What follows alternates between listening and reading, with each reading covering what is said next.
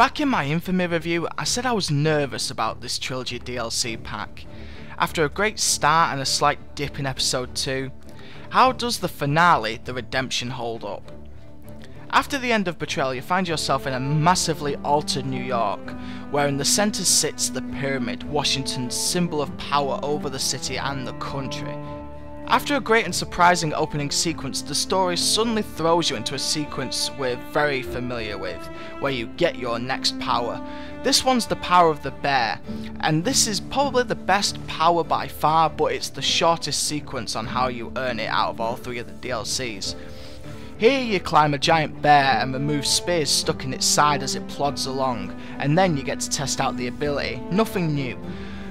The power allows you to push enemies with great force, and more often than not you kill them with one shot.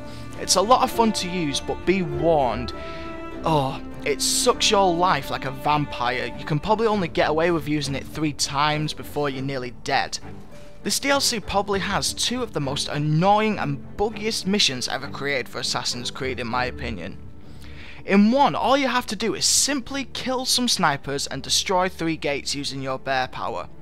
And you will die, trust me on this. Why? Because you will probably end up getting glitched in the rubble of the gates you've destroyed, and if you manage to destroy the gates, 1 hit and you will be dead. So yeah, you will die and you will end up repeating that sequence a few times.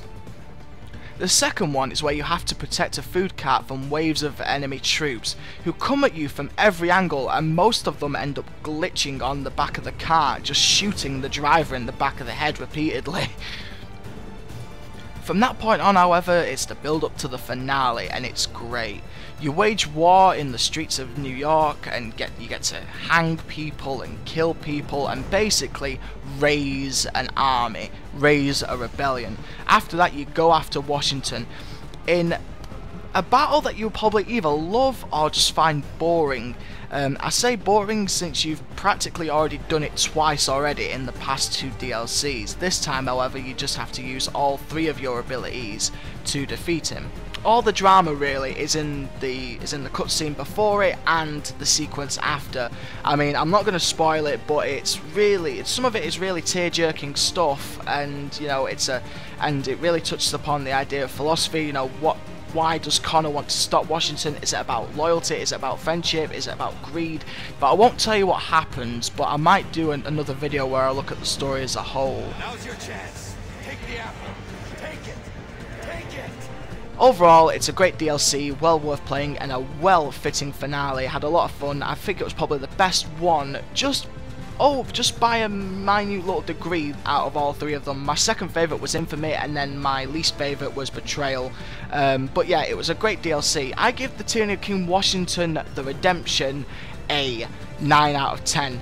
The only problem is those few little bugs and those few little repetitive missions in between, but in the middle, smack down in the middle. But apart from that, it's smooth sailing and a lot of fun to play, and it will have you back playing more of it, I guarantee it. Anyway guys, thank you so much for watching the review. I hope you enjoyed it. I hope you'll play Tyranny of King Washington. Tell me what you think in the comments below, and like the video if you liked my review. Anyway guys, thank you so much for watching. Take care, be safe, and I'll see you in the next video. Love you all guys. Way now. Peace!